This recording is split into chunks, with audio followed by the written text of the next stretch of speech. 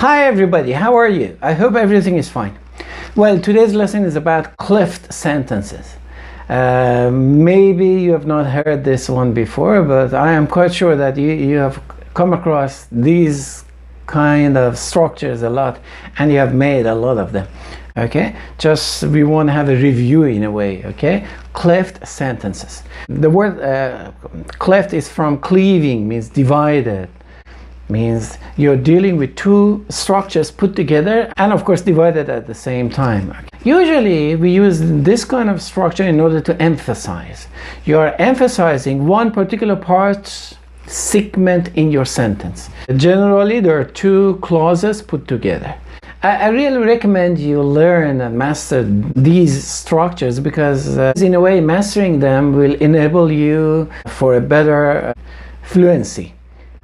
To become fluent in a better way. In another video under the title of Submerging in English, in which I explained about discourse markers, I had explained that when you have some fixed expressions in mind and you're producing them, you don't think, and in a way you can produce them automatically, then your brain is free to deal with other things, other more important things, and then it will help you become more fluent.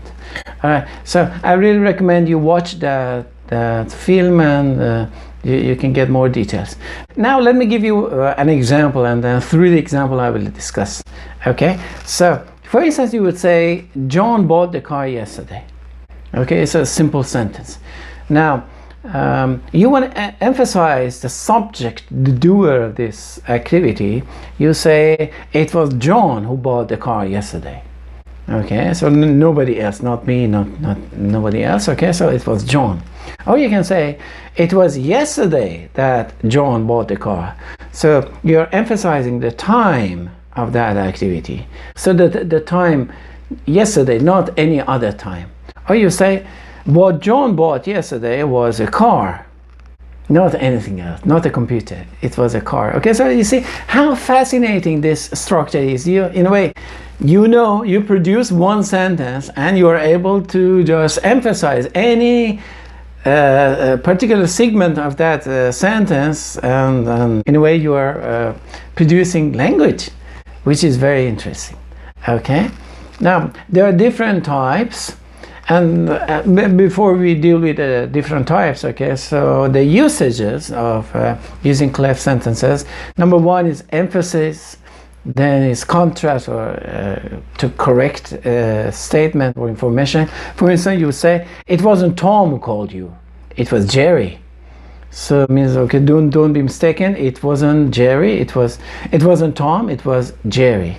Sometimes you want to add dramatic effect or clarify some focus. Okay, for instance, you say what she really needs is some rest, nothing else. Okay, so what she really needs some rest. What she really needs is some rest. Okay, you are clarifying the thing which is needed.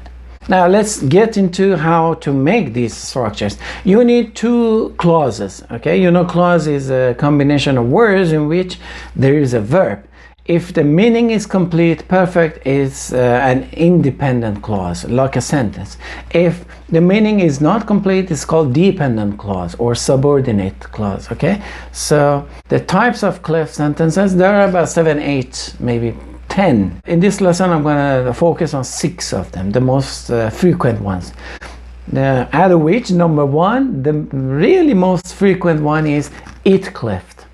Okay, and how you write it, you have it plus be plus that emphasized part plus who or that plus the rest of the clause. For instance, as a simple sentence, you say Mary baked the cake in the kitchen yesterday. Okay, so simple sentence. Now, if just suppose that you want to emphasize the subject, Mary, so you say it was Mary who baked the cake in the kitchen yesterday. Now, suppose that you want to emphasize the object, you say it was the cake which or that Mary baked in the kitchen yesterday. Okay, or suppose that you want to emphasize the adverb of time, you say it was yesterday that Mary baked the cake in the kitchen. Okay, so and please remember that as rule of thumb in English, apart from cleft sentences, okay? If you're able to move something to the left, and you do that, it means you're emphasizing that part. Okay, it can be the object, it can be the subject, it can be any other part of the sentence. Okay, sometimes it's not possible, but if it is possible and you move any segment to the beginning, to the left, the more emphasis you are giving to that segment.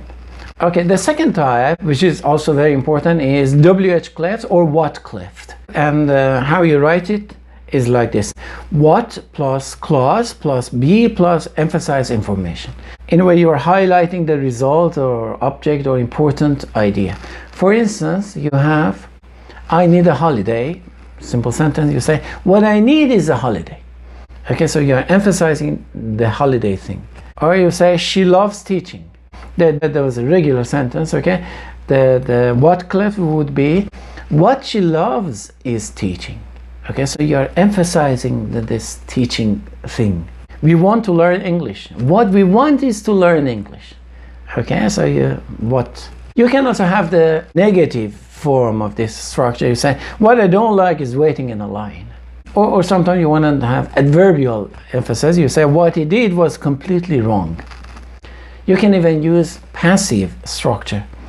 Yeah, what was stolen was her purse. Very well. The other form is all cleft sentence, which is also important. So you write it like all plus clause plus be plus focus part. And you're emphasizing that the only thing is what I'm telling you. For instance, in a regular sentence, you say, I wanted some help. But you can say, all I wanted was some help. So it means nothing else, just some help. Okay, emphasizing the help thing. He needs a break. All he needs is a break. Then you have when cleft or where cleft sentences, okay, which emphasize time or place. So for instance, you say, it was when I saw her smile that I realized I loved her. So you're emphasizing the when, the time. Or you say, it was where we first met that he proposed. So you're emphasizing that place. Or you say, it was when he left that I understood his importance. The next type is reason cleft sentence. This is how you make it. So you bring the reason and then why. You can just drop why if you wish. Okay, so then the clause and be plus focus. For instance, you would say, the reason why I called you is to apologize. So you're emphasizing, highlighting the reason of something. Another, for instance, the reason why he left early was that he felt sick. And the reason why we failed was our poor teamwork. Okay, so it means if we didn't have a poor teamwork, we would be better. And the last part is called pseudo-cleft sentences. Okay, this is another form of WH, okay, but just in reverse. Let me give you an example. For instance, you say, what she likes is chocolate. So that is a normal WH cleft. Okay, but you can just reverse it and say chocolate is what she likes. Okay, in a way you're emphasizing more. Chocolate is what she likes.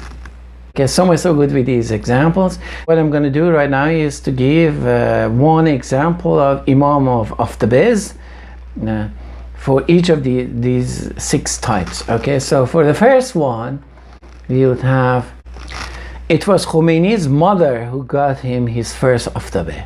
So nobody else, it was his mother.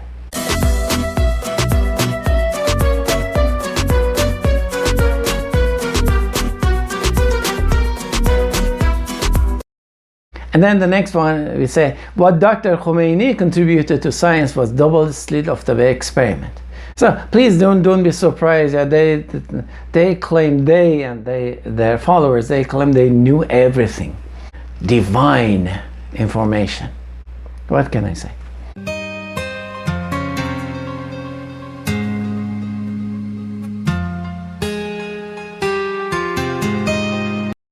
All right, next one, all little Khomeini wanted was to kiss his favorite aftabeh. There's nothing else at that time. Okay, so this bastard just wanted to kiss the aftabeh.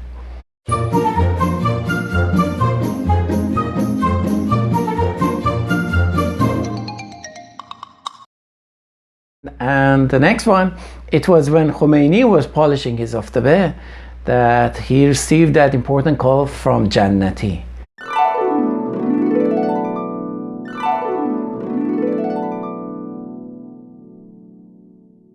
This is the first time I'm using Jannati. In another clip, I talked about him. He's more than 100 years old, and he still is in power and can decide for 90 million Iranians. Okay, so the way Iran is governed is for the non-Iranians. I'm telling you, the way Iran is governed right now is you cannot imagine. You can how ridiculous it is. Okay, oh, you're gonna change. Okay, so that is. Let's hope for that. Okay, the other one, the reason why Khomeini was angry was that someone had toppled down his decorative aftabeh.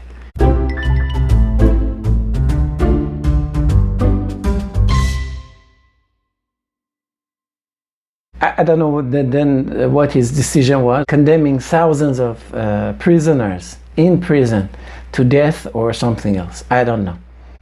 Never ask. Okay, and the last one is Khomeini's new modern aftabeh is what has fascinated his followers. Yeah, his followers could be fascinated by simpler things, let alone modern aftabehs.